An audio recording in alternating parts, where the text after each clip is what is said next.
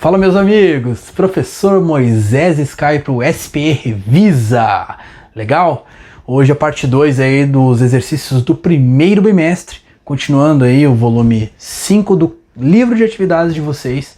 Lembrando que eu vou ler o exercício, ele vai aparecer na telinha, e daí eu resolvo para vocês aí. Então o primeiro exercício de hoje está na página 20, eu já anotei os dados aqui, é o exercício 40 de hidrostática, pressão hidrostática.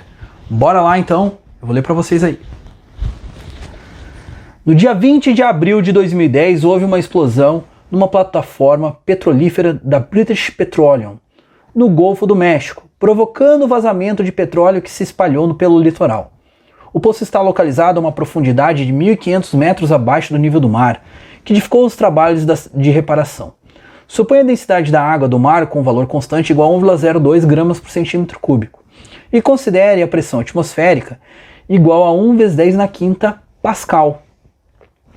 Com base nesses dados, calcule a pressão na profundidade em que se encontra o poço e assinale a alternativa correta que fornece quantas vezes essa pressão, nesse caso, né, é múltiplo da pressão atmosférica, que seria a pressão total. Bom, nesse caso aí, então, você vai ter que calcular a pressão total e comparar com a pressão atmosférica que ele deu, que é 1 vezes 10 na quinta. Bora lá, então. Bom, gente, aqui tem um jeito muito mais fácil. Eu não vou fazer cálculo aqui, eu vou pensar aqui como se fosse 1 grama por centímetro cúbico. Por quê? Vocês lembram que a cada 10 metros de profundidade eu tenho uma pressão hidrostática de 1 atm? Isso equivale aproximadamente a 1 vezes 10 na quinta pascal, vocês já tinham aprendido isso. Quantos metros de profundidade ele tem de água? 1.500. Regrinha de 3, ó. Esse x. Vai ficar 10x, né, quando você multiplica cruzada, igual a 1.500.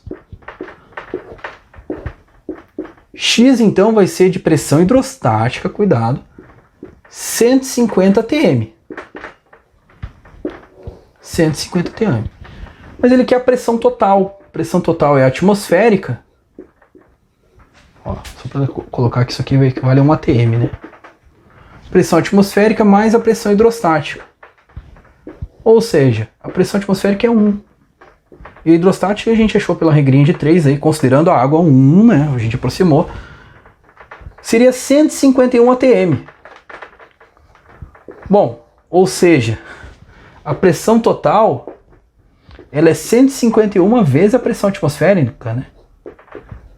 Daí o cara fala, pô, professor, mas não tem essa resposta. Por que que não tem? Porque a gente aproximou para 1. Como é 1,02, isso aqui teria que ser um pouquinho maior que 151 vezes. E aí só pode ser a letra C, que é 154. Tá aí, ó. Um jeito muito mais fácil que ficar calculando forma.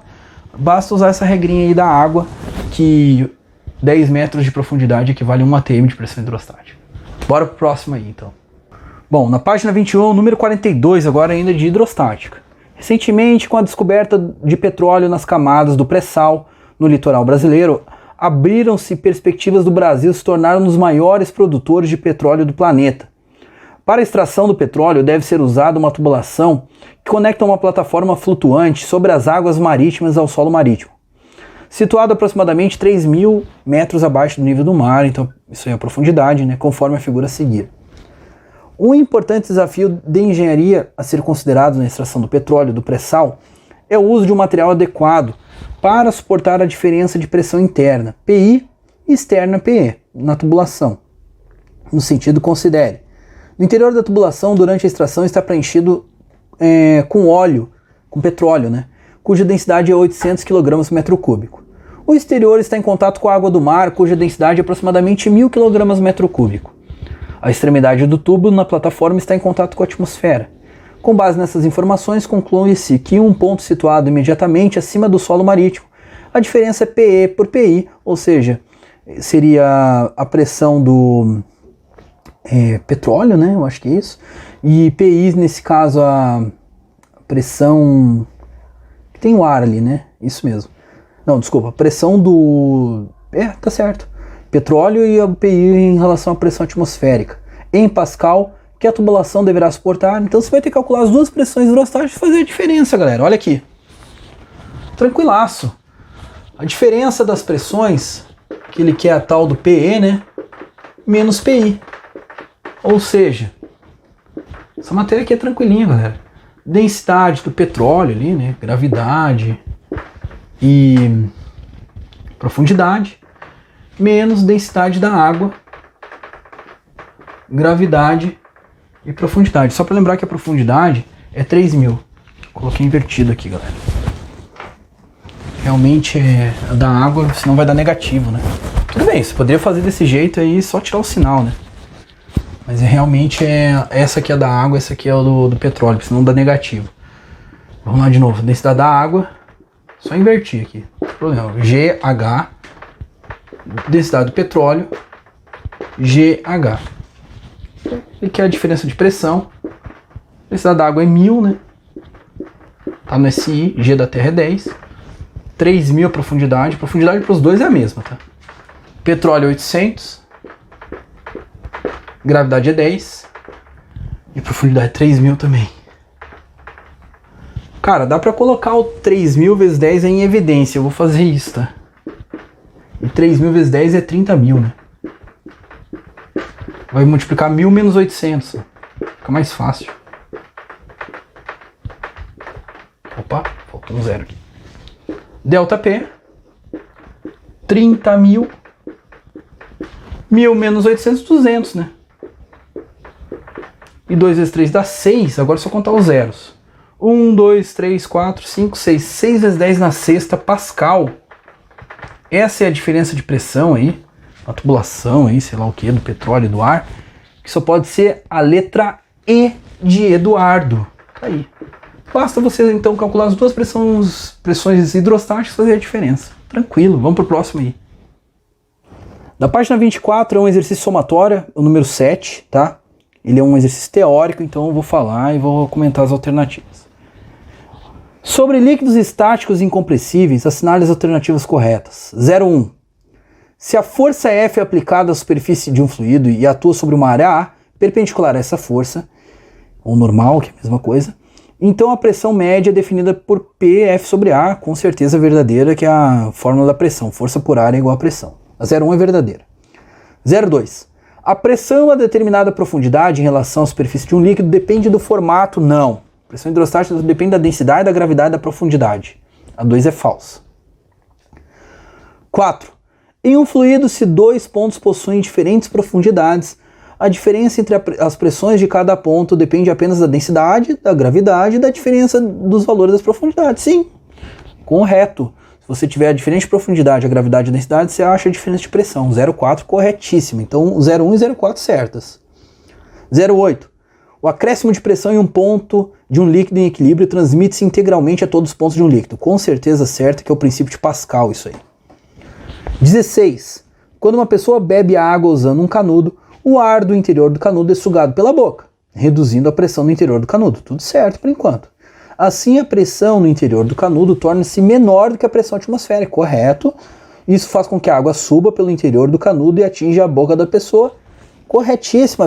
A 16 também é correto, né? O líquido é empurrado pela pressão externa, né, ao canudo, porque a pressão do interior do canudo foi reduzida, tá certinho.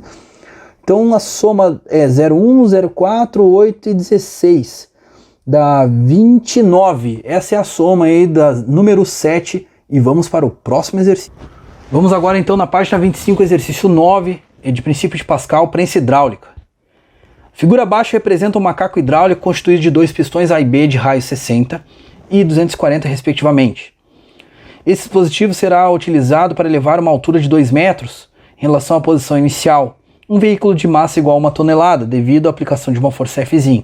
Então você vai aplicar o Fzinho ali na área menor e o carrinho vai subir, né, 2 metros. Aí para calcular o trabalho é só fazer a energia potencial gravitacional, a variação dela, né, em módulo que é MGH. Matéria do primeiro ano, hein, galera. Despreze as massas dos pistões, todos os atritos, e considere que o líquido seja incompressível. Nessas condições, o fator de multiplicação da força deste macaco tem que fazer FB sobre FA, galera, porque quanto maior a área, maior a força, eles são diretamente proporcionais, né? Então a força em A, né, que é o Fzinho ali, vai ser menor, realmente, porque a área é menor. E o trabalho em joules, como eu falei, vou ter que fazer o MGH. aplicada sobre o pistão de menor área ao levantar o veículo bem lentamente com velocidade constante são respectivamente. Vamos calcular o trabalho primeiro. O trabalho vai ser a variação da energia potencial gravitacional, né? Que nesse caso é a mgh, onde esse h aqui vai ser a variação da altura ali, de 0 a h, né? E h ele deu que é 2, né? Ficou feio aqui, gente. Deixa eu arrumar aqui. Massa, 1 tonelada é 1000 kg. G da Terra é 10 e o H é 2. Então tá aí o trabalho, né? Fica 2 vezes 10 na quarta. Joules. Moleza. Agora o princípio de Pascal, que também não é difícil. F de A está para a área de A. F de B está para a área de B. E como ele deu os raios ali, então a área é círculo, né? Circular. E a área de um círculo é πr ao quadrado. Então vai ficar F de A. Π vezes o raio de A. Pode deixar em centímetro, porque aqui também está em centímetro. Então vai ficar 60 ao quadrado. F de B. Π vezes 240 ao quadrado. E simplifica o π. Como eu quero FB sobre FA, o fator multiplicativo, né? Ou seja, eu tenho que pegar em relação a maior força que em relação a maior área. Só inverter, né? Vai ficar 240 ao quadrado. E 24 vezes 24 dá 576. Como é 240, eu coloco 2 zeros, né? Então vai ficar 57.600. E 60 ao quadrado é 3.600, né? E simplifico. 576 dividido por 36 dá exato 16. Então, nesse caso, 16 e 2 vezes 10 na quarta é a letra C. Tá aí. É a letra C. Vamos agora para o próximo exercício.